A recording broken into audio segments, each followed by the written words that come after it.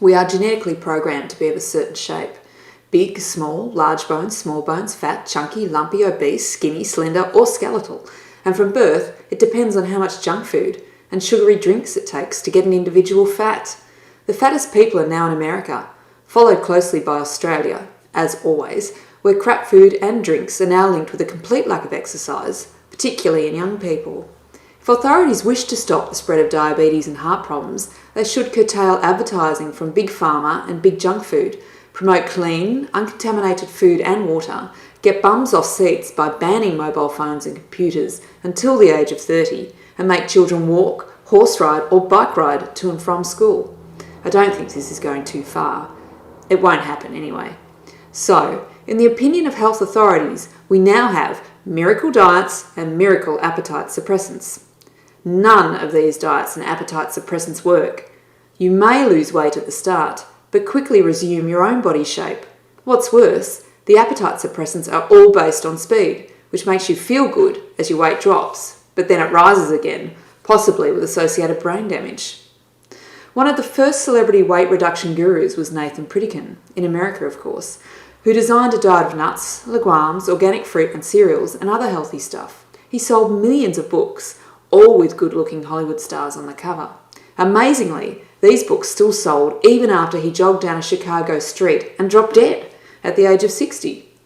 Maybe he reverted to junk food, but he just didn't want to tell anyone. So what were the first diet tablets? The first diet tablets to appear were ephedrine, closely followed by dexamethasone and methamphetamine. These were cheap and plentiful, did a reasonable job, and dieting people were always happy. Women were the main users, as they still are today, but men stayed fat because they didn't care, and no one looked at them anyway. When our sensible health authorities, there's that word again, banned the sale of amphetamines, the only way to procure some was to know a friendly Hell's Angel. The price went up, purity went down, but very few complained, and the ones who did lost a few kneecaps. New amphetamine-based drugs now appear courtesy of Big Pharma, ridiculously expensive and loaded with side effects. Drugs such as Atifex, schizophrenia, cardiovascular effects, porphyria, Ponderax, as above, plus disturbances in heart arrhythmia, and the eventual ban this one too. Ritalin, now being fed to children. Duramine, these now cost over $100 for 1 month's supply. Anorex, Tenuate, and others. Big Pharma is now pushing, with the help of the medical profession, Orostrolat, Xenical, and Sibutramine, Ridicule. Xenical, if taken with fatty foods, can induce explosive vomiting and diarrhea.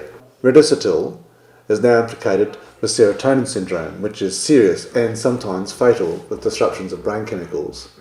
This is a real problem, especially since most people seem to be on antidepressants because they are overweight.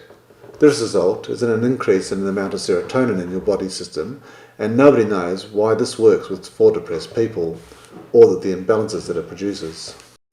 But the biggest rip-offs of all are the exotic Amazonian and Asian fat blasters and detox agents, full of antioxidants, vitamins and cholesterol lowers, sold over the counter by your friendly discount pharmacies. We have fat blaster diuretics, fat magnets, fat busters and detox for liver and kidneys.